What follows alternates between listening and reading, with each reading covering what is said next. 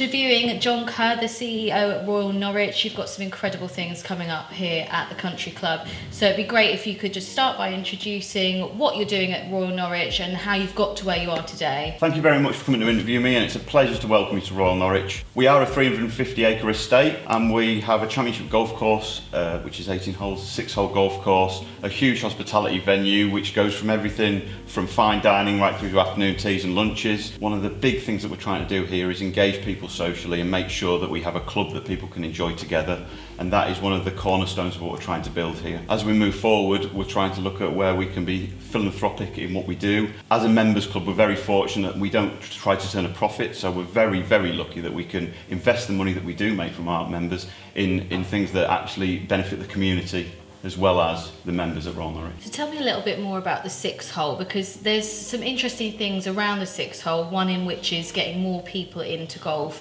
that wouldn't normally consider golf as a sport they could play, and the other is around mental health. I think when we really look at golf from the past, it's a sport that's played competitively, and on 18 holes it takes around 4.5 hours to play. It's a long time, and I think one of the challenges that we need to try and overcome for engaging more people in golf is to give them the opportunity to play a sport that is definitely fun for people to play, but maybe when people are time challenged, they don't have the time to play 18 holes. It's a long time.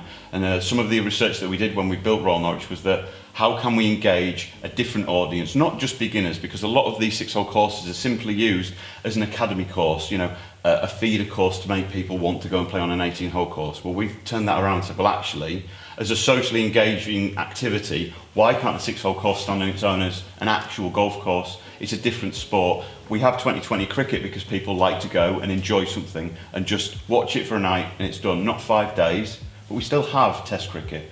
And I think that golf is starting to look at emerging into some kind of a format that makes more people want to play a shorter version of the sport. We're working really closely with the R&A, and what we're trying to do is create a new blueprint for a game of golf that can be fun for people who don't want to play competitive golf on 18 holes. So actually say, it is okay to just want to play an hour and a half of golf on the 6-hole. Come with your family, enjoy the day. It doesn't matter how long it takes you to get round because it's fun, it's just to be enjoyed. Golf is a great sport for mental health. You've got the social inclusion, you generally play it with people, you're more than welcome to play it on your own, but most people play it with others, which means you're socially engaged.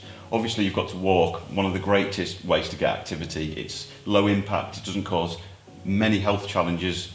There's a lot of sports that we have to stop when we get older, but golf is something people play well into the 90s. We have 90-year-old plus members still playing.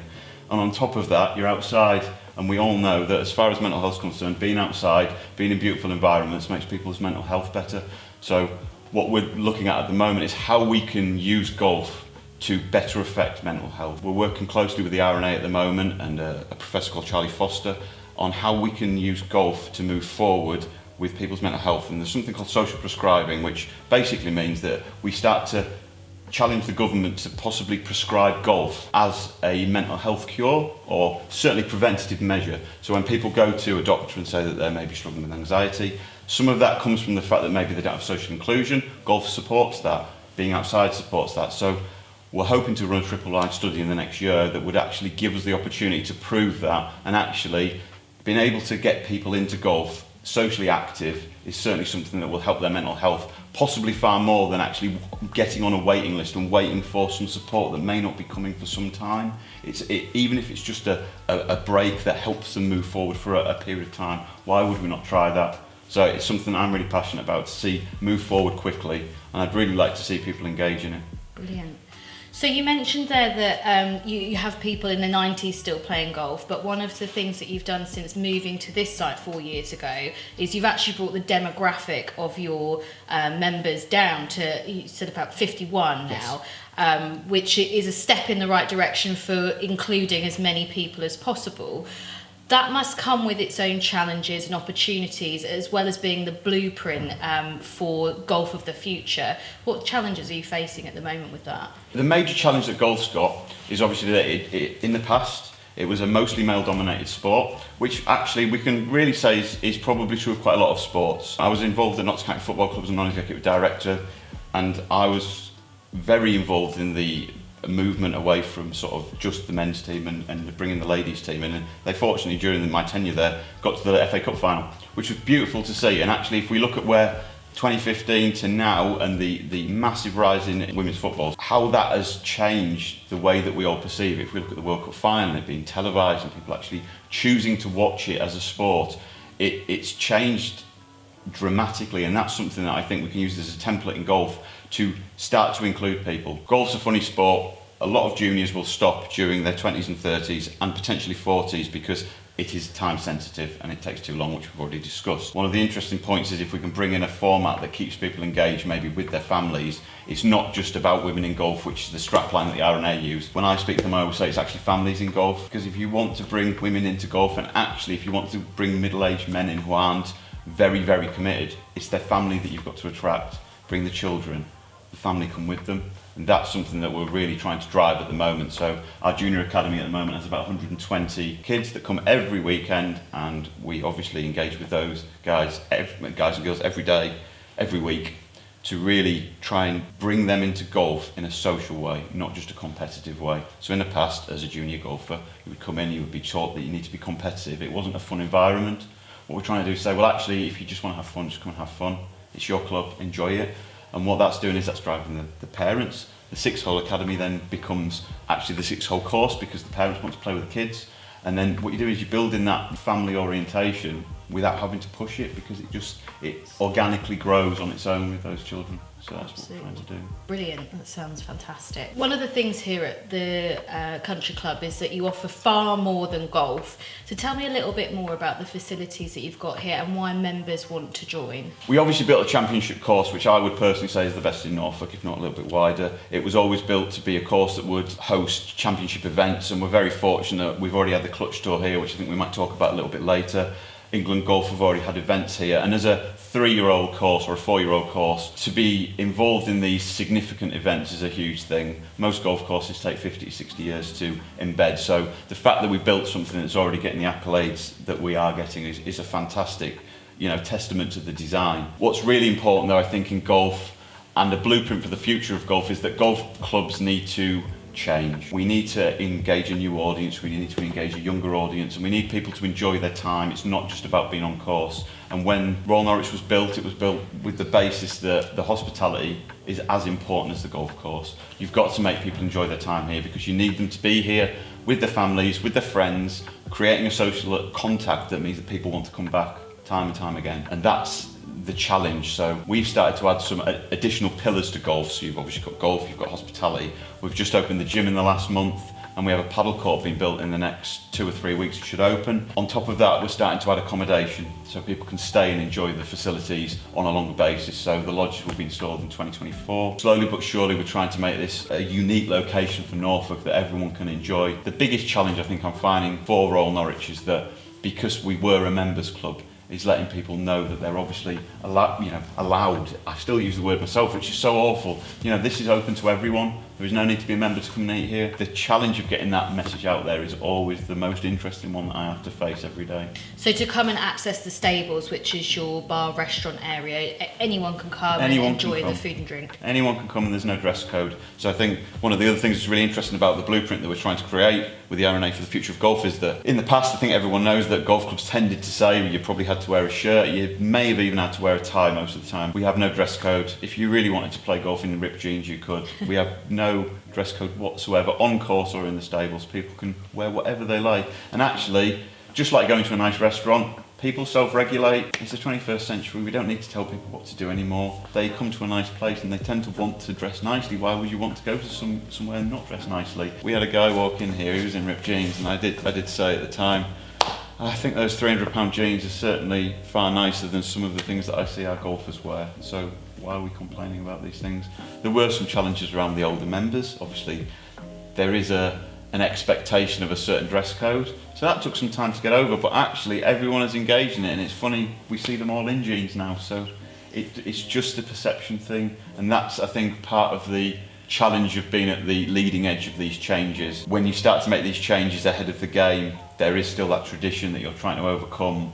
Without getting rid of it, you've got to just support the fact that people need to move forward and give them the opportunity to have both. So we're just about to open our members bar. That is going to be far more of a historic golf environment. So those members that really want to go and immerse themselves in that feeling of an old golf course can go up there and do it. So we're trying to cater for everyone here. Brilliant. And you mentioned that you've just had the gym and the paddle court is up and coming. You've also got a woodland walk coming in September? We have, absolutely. No, it's actually coming in July. Oh, perfect. So even better. Even earlier. So, yeah, literally we want everyone to be able to enjoy the estate. The golf course probably takes up 180 acres, but we have 350 acres, and what we want to do is we want to make sure that everyone can come here and enjoy it whether they play golf or not. Biodiversity. So we're in Norfolk, aren't we? And we're basically agro-neutral the entire county because we farm it. So what's starting to become interesting to the governing bodies and everyone around golf is that actually these estates are actually probably the most ecologically diverse areas around. We don't really touch the woodland. We have no need to. It is left alone. So the biodiversity, we have bat roosts, we have huge amounts of interesting flowers, woodland. Why would people not want to come and enjoy it? It's a stunning place to come, and we want to open up to everyone. It's not just for golf. Like you say, it's becoming more and more inclusive. So if you want to come and enjoy the grounds, then that's open to the public to come and enjoy. Absolutely is, and that ability to create a haven for wildlife. Our woodland helps us become carbon neutral quite quickly, and that's a massive thing that we're trying to look at. Water sustainability. Obviously, golf courses have got a bad reputation because what do? We water them a lot. We spend a lot of money keeping surfaces very beautiful. But we've got a reservoir, so we harvest water rather than taking it from the grid. We do need to look at how we can save resource while still enjoying these kinds of estates. Brilliant. So what measures have you potentially got planned for sustainability at the course? We're heavily invested in solar, so all of the buildings are run where possible off solar power. We're actually installing more solar power this year. As far as the golf course is concerned and the way that we manage the estate, the entire design of the estate when we built it was around sustainability. So again, as part of our engagement in the future of golf, what we're trying to do is look at how we can sustain golf courses with less water. So we're very heavily invested in irrigation systems that allow us to remotely manage them. Every day we can choose how we irrigate the course depending on the weather conditions. So rather than this one size fits all, let's just throw loads of water, we try very carefully to move around how much water we use, which is obviously far better for saving water. We don't do what a lot of golf courses have done in the past, which is just throwing things around. We're very careful about the way that we manage use of fertiliser, try to use products that are more environmentally friendly, and all of that is going into the blueprint to support the future of golf. And part of what we're trying to do now is teach the next generation of leaders. So I think we were going to come on to it, but I'll go straight into it. Our Turf Care Academy. What we're trying to do is bring the next leaders of golf into the future. In the past, what's happened is people come into turf care, and turf care is basically the management of a golf course. It goes everything from cutting the greens right through to managing the estate. What we want to do is bring people in to an environment where they can learn on a championship golf course. When they get that experience, when they go out into the industry, they can take those very, very challenging conditions that we work to, so the highest level of golf, the highest level of setup, and impart that on other golf clubs and give them the opportunity to move forward. The Turf Care Academy starts in September, and we're looking for our students at the moment. What we're trying to do here, again, slightly philanthropically, is build a Turf Care Academy that can really support golf. The way that we're going to do that is we're going to try and bring people who like golf into it. So as part of the Turf Care Academy, they're also put through a performance coaching academy, so they will play golf while they're learning turf care. We're not expecting to turn out lots of elite golfers here. What we're trying to do is say, if you love golf, why not play it and work in it? And they're the people that will retain in the industry, because we all know if you can turn your job into your love, you'll stay and do it for the rest of your life. So that's the plan.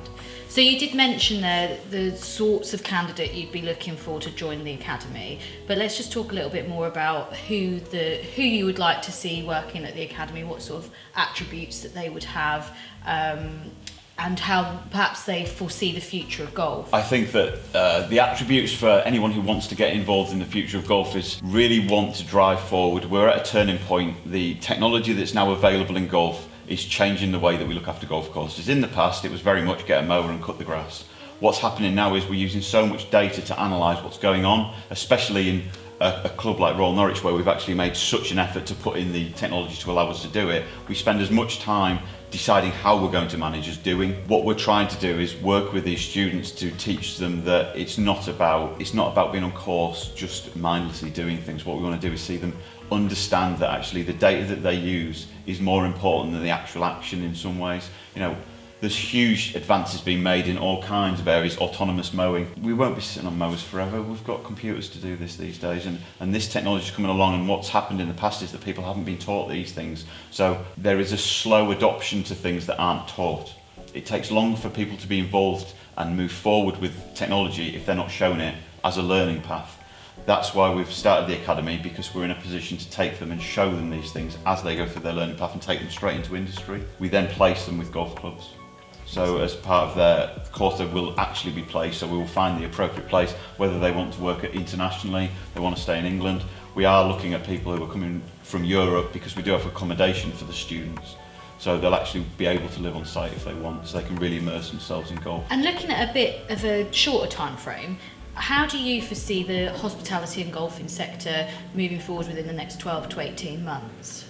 I think that hospitality has had a torrid time, hasn't it? COVID has hit everyone very hard, and then we've obviously gone into this, there was the sort of the bumper time straight after COVID where people still weren't travelling, and then people were, you know, really engaging in it. We've had high levels of inflation. It's a challenge for everyone. I think people have been very careful about where they spend their money, but I do think they are going out, because I think that people are maybe considering staying in England more than they are going abroad. I think that is a trend that will continue for a while now.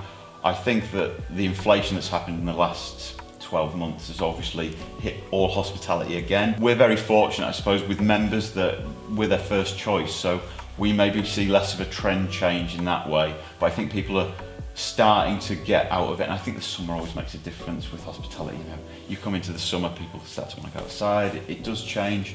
I think inflation will drop now, and that will help hospitality. Golf is the inverse of hospitality, interestingly, so COVID was a massive help to golf because it's a socially distant sport, it's outside, and it was brought back in relatively early before you were allowed to do a lot of other things. That brought a huge number of people who had either left golf or possibly never played golf back into golf, which was a resurgence that, you know, was uncharted in golf terms. Since then, obviously, it's levelled out. It could never continue like that because those people who had other hobbies, maybe wanted to do other things, have maybe gone back to those. But we've definitely had a huge influx of people, and that is something that we're now trying to build on. It is a huge part of what we're doing with the 6-hole course, how we can build and keep and retain these people who have obviously enjoyed the sport, enjoy the estates that exist for people to play on, and engage them more. And that's something that all golf is trying to get involved in now, and this is why the 6-hole course comes in, because we're not going to attract huge numbers of people from that middle demographic. So going from where, like you say, we've got to 51, if we want to get that down to 35 or 40, say, the only way that's going to happen is that middle demographic. So the 20-year-olds to the 45-year-olds, how are you going to engage them? Well, I don't think you'll engage enough of those people in a long game of golf because they're time sensitive. They've probably got families. They're under time pressure with work. If they're going to have social time, they're probably not going to spend the whole day doing one activity.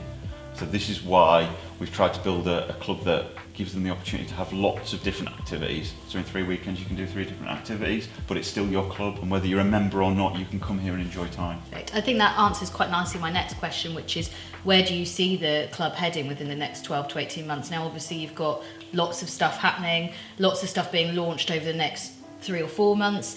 What about next year? Will there be more to add? Absolutely. I would love to put a spa in 25 is my next move. I think that Norfolk really struggles for a good spa. So that is definitely on the agenda. We've talked about a hotel, obviously with the NDR being built quite close to here, or the NDR join up to the A47. There's already discussions about whether a hotel would be, an exclusive hotel would be good. I think that, again, Norfolk can struggle a little bit for a high-end, relatively large hotel. That's something that we've already started discussing. We've obviously got lodges going in. I think that I'd like to create a sort of a little paradise in Norfolk that people can come and enjoy. So the spa is something that I'd really like to add very soon. Brilliant. This is definitely the perfect venue for that. Tell me a bit more about the Clutch Pro Tour final that you're hosting here at the course. We are very, very fortunate to be able to host the race to Royal Norwich this year. So last year we hosted one of the Clutch Tour events. So the Clutch Tour is one of the European developmental tours.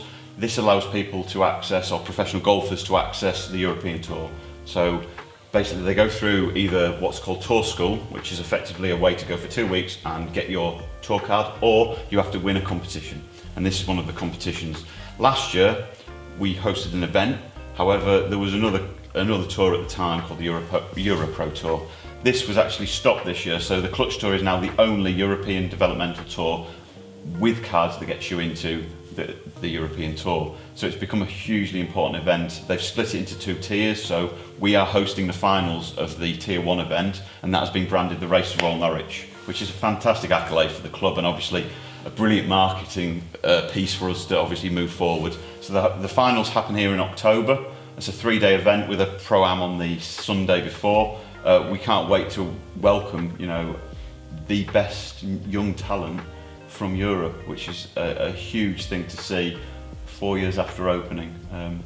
Do you foresee that being a busy event then, lots of attendees? I would expect there'll be 200 people plus every day for it. We have quite a lot of sponsors, so there'll be sponsors of holes. We've got a lead sponsor, and what we're trying to do is really engage people in this being the first of the real major events that we're going to host. Obviously, it'd be lovely if Liv had come and put a tour event here at some point. So that's the next thing we'd like to see. Brilliant. Blueprinting from every angle then for the future. I think that you've got to plan big and try and get halfway there is the thing that I've always done in business. So reach for the stars. If you can get halfway there, you did pretty well. And I always think that things that we do well will lead to success. And the more you try and the more you make things happen, the better it gets. And that's all I do every day, just try and make it better. Perfect. And you mentioned there your own business acumen from your previous roles. Golf leadership is quite new to you. So 10 months, I believe, you've been here at Royal Norwich. Tell me a bit more about your own experience and what led you to working here. So I've had an interesting career path. I left school at 16 and my first job was at North Sea General Hospital as an apprentice. So I was an apprentice medical engineer in IT. I started an IT company when I was 18. Through some acquisition over the course of time, I got involved in equity finance, worked in London for a long time, and I semi-retired out to Norfolk when I was 35, 33. I played a lot of golf, and I was asked to step up as the chief executive 10 months ago. I think that one of the things that's really interesting about Royal Norwich is that we built such a beautiful venue. £15 million was spent building this stunning golf course. And hospitality venue, and what's become apparent is that there's a huge business to build behind that, and the board recognised that it was time to really take that next step and drive it forward, and they asked me whether I'd step out of semi-retirement and come and support that. And I've got to be honest, it's an absolute joy to be here every day and work through what is a lifetime project, and I'm going to be here for a long time and make sure that we deliver it. So in December you got a wedding licence for the venue, and the first wedding took place just a few weeks ago, so we're in June now, so just a few weeks ago. Maybe tell us a little bit more about who that special wedding was for. Well, unbelievably, it was me, quite randomly, so it was meant to be that way. So me and my wife Izzy, we got married here a couple of weeks ago, like you say, and yeah, what a stunning day and what a beautiful venue to do it in. We were delighted to be able to do it. It was interesting getting married at work, but I've got to say that we enjoyed our day thoroughly, and it was lovely to do it with so many people that have been so close to us during the last 10 months and obviously before that as a member. And this is the great thing with members clubs and trying to move from that just members to a community of members and non-members. We all want to be at our club, and that's what we're trying to build here. It is a family orientated place, and that's so important to me. Perfect. So you really are blueprinting every step of the way, even from the weddings. You're the blueprint of the wedding. Absolutely. It does feel like that now for sure. So yeah. Brilliant. There's lots to offer here for a wedding venue. Why would people choose to get married at Royal Norwich? I think that Royal Norwich just has so many options for people. We have such a traditional room like the one we're sitting in today, the oak panelled, the stunning old, right through to the contemporary. This is the venue that was designed to really fit the model of what people want for their day, whether that be private dining, whether that be a wedding. We have spaces from 10 people right up to 300 people. We're very fortunate to be able to offer that whole experience for people, and they can make a choice how they would like their time here to go. We're very fortunate to be able to welcome some Michelin star chefs for our cookery demonstrations, which is a great thing. So recently we had Liam Nichols from Store, we had Gordon Blackiston a couple of months ago. These things are becoming more and more interesting as we sort of build build on the base of what we've got. You know, people are starting to come here for those fun events, and that's what we're trying to build. So real experiences that you're offering. Absolutely, and that's what this place is about. Build more experiences that people want to keep coming back to, and that's what engages people, whether that be leisure, paddle, gym, cookery demonstrations, you know, a five-course meal, just lunch, you know, everything. You know, we have a lot of meeting rooms available as well, which means that corporates can come here and use this as a second office space. You know, we really do encourage people to just come and work from Royal Norwich. I certainly did before I was doing what I was doing. You know, I spent a lot of time here just working, came for lunch, did some work. It's a beautiful environment to be in, and that's what we're trying to create here, somewhere that people feel comfortable, whether they're working, whether they're socialising, and all those people can mix together. I'm definitely going to do that. I work normally from Costa on a Thursday, so You're more than welcome. Yeah, just a few minutes up the road for me, so I'll certainly be coming here for my coffee. So thank you, John, for today. It's been wonderful to come and experience the Royal Norwich with you and to talk about what you've got for the future. It's very exciting, so we look forward to coming back, hopefully in a few months' time, to see how things have developed at the club. It's been an absolute pleasure talking to you, and I look forward to coming back very soon. Brilliant.